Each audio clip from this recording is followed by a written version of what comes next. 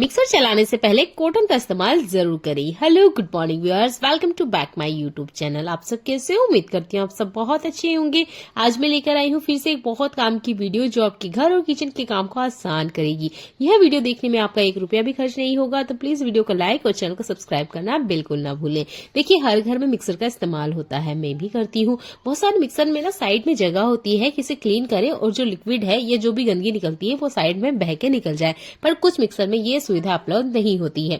जैसे कि जो मेरा मिक्सर है, अब इनसाइड अंदर की तरफ ये काफी ज्यादा गंदा है। ऐसा स्पेशल कोई टूल भी नहीं होता है कि इसे हम क्लीन करें। मार्केट में तो आपको हर चीज मिल जाएगी, पर अगर आप पैसा खर्च नहीं करना चाहते और घर बैठे कुछ जुगाड़ ढूंढ रहे हो तो ये कॉटन सबसे बेस्ट है। कैसे? आपके घर में फर्स्ट एड बॉक्स जरूर होगा, उसके अंदर आपको ये कॉटन मिल जाएगा। नहीं तो मंदिर में भी दिया बाती करने के लिए कॉटन का इस्तेमाल किया जाता है।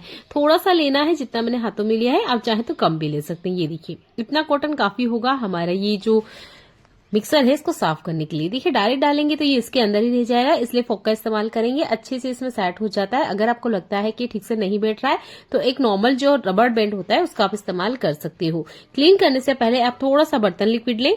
नॉर्मल हम किचन क्लीन करने के लिए बर्तन लिक्विड अलग इस्तेमाल करते हैं, फर्श क्लीन करने के लिए अलग क्लीनर इस्तेमाल करते हैं, और इस तरह के कुछ अप्लायंस होते हैं उनको क्लीन करने के लिए अलग अलग अप्लायंस के लिए अलग अलग हम क्लीनर इस्तेमाल करते हैं। पर आप जानते हैं कि ये जो बर्तन लिक्विड होता है ये बहुत अच्छे से मिक्सर को क्लीन कर देता है। देखिए, मैंने फोक के अंदर इस तरीके से कॉटन को लगाया है। जो बर्तन लिक्विड होता है वो काफी बेस्ट होता है, बहुत अच्छे से सरफेस को क्लीन कर देता है, जितनी की स्पेशल चिपचिपे होती है। तो ये जो मिक्सर होता है ना, इसके अंदर जो भी गंदगी है वो खाने पीने से जुड़ी हुई है। तो खाने पीने की जो क्लीनिंग करते हैं हम वो बर्तन लिक्विड से ही करते हैं, तो वही आपने इस्तेमाल करना है। इस तरीके से डालिए, फोक को बस आप घुमाइए, आप देखेंगे बहुत आसानी से क्लीन हो जाता है। जितना कॉटन है ना ये भी बहुत आसानी से बाहर आ जाएगा। तो मुझे तो मिक्सर साफ करने के लिए बर्तन लिक्विड ही बेस्ट लगता है। अगर बहुत ज्यादा चिपचिपा है, बहुत ही ज्यादा गंदा है, तब आप बर्तन धोने वाले बर्तन लिक्विड में आप थोड़ा सा मीठा सोडा भी ऐड कर सकते हैं। ये देखिए, कॉटन में निकाल के आपको दिखा देती हूँ। जितनी गंदगी है वो सारी की सारी कॉटन के अंदर आ चुकी है। आप नॉर्मल कोई सॉफ्ट कपड़ा भी इस्तेमाल कर सकते हैं या टिश्यू पेपर का भी इस्तेमाल कर सकते हैं, पर कॉटन हर घर में अवेलेबल होती है, इसलिए मैंने यहाँ कॉटन पे यूज करके आपको बताया। ये देखिए, काफी सारी गंदगी इसमें से बाहर निकल के आई है। फिर से आगे मैंने एक कॉटन यूज किया था, पर सेकंड वाले कॉटन में कोई गंदगी नहीं थी। अप्लायंस क्लीन करने के लिए जो भी डस्टर आप लेते हैं उसमें थोड़ा सा बर्तन लिक्विड लीजिए, थोड़ा सा पानी आपने ऐड करना है, और ये देखिए इस तरीके से बहुत ज्यादा गीला नहीं करना है, हल्का सा पानी आपने डालना है। ऑलरेडी जो बर्तन लिक्विड होता है वो गीला ही होता है, बस थोड़ा सा ऐड करते हो इस तरीके से बस वाइप कर दीजिएगा। जितना भी गंदगी है वो बहुत अच्छे से क्लीन हो जाता है। आप इस तरीके को फ्रिज के लिए भी इस्तेमाल कर सकते हैं, वॉशिंग मशीन के लिए, इस तरीके कोई इलेक्ट्रॉनिक अप्लायंस है उसके लिए भी इस्तेमाल कर सकते हैं। बस इस बात का ध्यान रखें कि स्विच बोर्ड पर इस्तेमाल ना करें, क्योंकि इसमें थोड़ा सा लिक्विड ज्यादा होता है, पर जो आपके अप्लायंस है वो बहुत अच्छे से क्लीन हो जाते हैं। अगर आप महंगे क्लीनर इस्तेमाल करते हैं तो एक बार इस तरीके को भी अपना के देखिएगा, आपकी लाइफ भी आसान होगी और आपकी जो अप्लायंस है वो भी चमकते रहेंगे। चलिए देख लेते हैं और आज की यूजफुल टिप्स। घर में छोटे बच्चे हैं तो इस तरह के पैड का इस्तेमाल जरूर करते होंगे। इसके अंदर बैटरी लगी होती है जो कुछ टाइम बाद में खत्म हो जाती है। आप चाहे तो इसे अच्छे से कवर कर सकते हैं, बस इसमें जो होल वगैरह है ना इनको आप कवर मत कीजिएगा, बाकी इसको आप अच्छे से कवर कर सकते हैं और उसके बाद में आप इसका इस्तेमाल कर सकते हैं। हमारे घर में हम फोटो फ्रेम जरूर बनवाते हैं।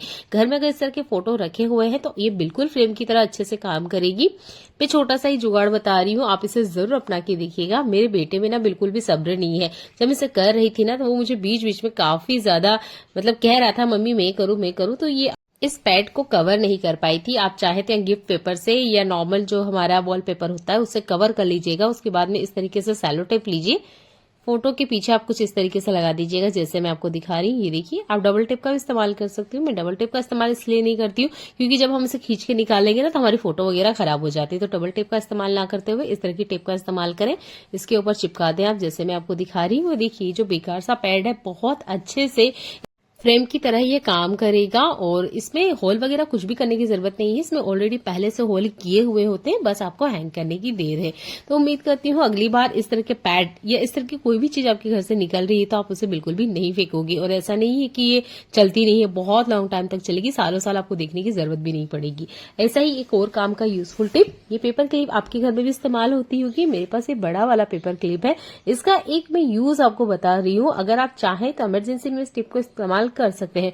बहुत बार हमारे घर में ना चिमटा वगैरह नहीं होता है, या हमें इमरजेंसी में ऐसी कोई जगह हो जहां हमें कोई चीज पकड़ के निकालनी हो। मान लीजिए किसी दरार में कोई चीज फंस गई है या टेबल के नीचे फंसी हुई है और हमें वहां से निकालनी है, तब आप इस पेपर क्लिप का इस्तेमाल कर सकते हैं।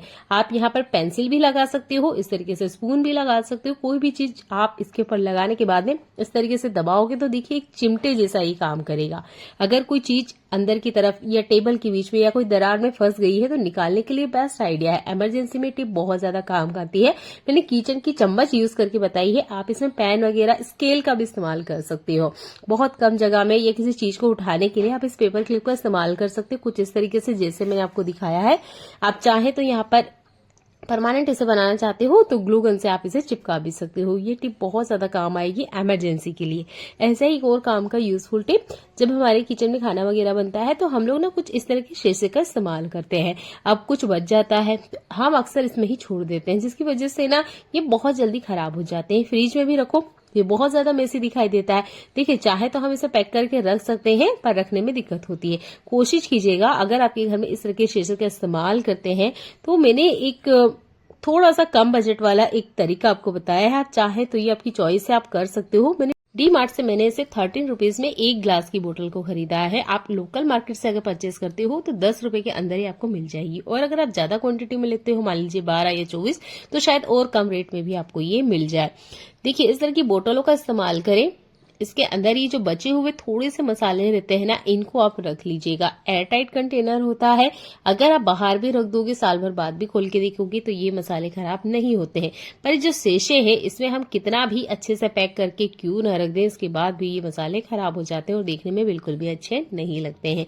तो उम्मीद करती हूँ आप थोड़ा सा अपना बजट को संभालेंगे और इस तरह की शीशी वाली बोतल जरूर लेकर आएंगे। मेरे लिए बहुत ज्यादा फायदेमंद होती है, पर इसका ना एक नुकसान भी है। जब हम इस तरीके से रख देते हैं तो हमें पता ही नहीं चलता, क्योंकि सारे मसाले एक जैसे दिखते हैं। तो इन मसालों को पहचानने का एक जुगाड़ बता रही हूँ, आप इसे अपना सकते हो। एक पेपर लिया है, कट किया है, साइज अपने हिसाब से आप छोटी बड़ी कर सकते हो। इसके ऊपर आप मसाले का नाम लिख दीजिएगा, जो भी मसाला आपने इस कंटेनर के अंदर डाला है। जैसे कि गरम मसाला है, इसके ऊपर मैंने सेलो टेप कुछ इस तरीके से लगा दिया है। अब जो भी आपका मसाला है उसके ऊपर आप इसे लगा दीजिएगा।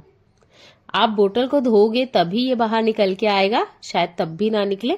जब तक आप इसे खींच के नहीं निकालोगे, ये जो आपने लिखा है या जो सेलो टेप से आप चिपका रहे हो, ये बिल्कुल भी निकलता नहीं है।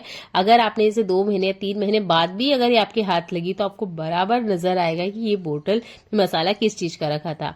अगर ऐसे ही रख दोगे तो देखिए सारे मसाले मिसमैच हो जाते हैं और हमें पता नहीं चलता है। शीशे को हटाइए और इस तरह की बोतल का इस्तेमाल कीजिए। मैं अपने घर में इसे इस्तेमाल करती हूँ और मेरे लिए बहुत ज्यादा फायदेमंद है। देखिए हमारे घर में छोटे बच्चे होते हैं ना, तो उनके पास कुछ इस तरह के टॉयज होते हैं, बहुत बार टूट वगैरह भी जाते हैं। ये मेरे छोटे बच्चे का टॉय है, ये टूट गया है। अब देखिए हर बार हमारे पास ग्लू गन अवेलेबल नहीं होती है। अगर आपके पास ग्लू गन है या खराब हो चुकी है या अभी अवेलेबल नहीं है, तो आप ग्लू गन के स्टिक लेकर आ सकते हैं। कैंडल पे से गर्म मत कीजिएगा, गैस पर गर्म कीजिएगा, क्योंकि कैंडल से जब हम गर्म करते हैं तो ये काली पड़ जाती है। काला नहीं करना है हमें। आप इस तरीके से आराम से टॉयज चिपका सकते हो। ये एक स्टिक 5 रुपए की पड़ती है, तो आप इस तरह के स्टिक भी लेकर आ सकते हो। अगर आपके पास ग्लू गन खरीदने का बजट नहीं है तब ये टिप बहुत ज्यादा काम आएगी। ग्लू गन बहुत अच्छे से काम करता है। ये देखिए मैंने इस तरीके से जो टूटा हुआ टॉयज है इसको भी ठीक कर दिया है। तो ग्लू गन की स्टिक अपने घर में जरूर रखा करें, ये बहुत सारी चीजों को जोड़ने में काम आती है। चलिए मिलते हैं अगली ऐसी यूजफुल वीडियो में जो आपके घर और किचन के काम को आसान बनाती है। तब तक अपना ध्यान रखिएगा। देखने के लिए आपका बहुत सारा धन्यवाद।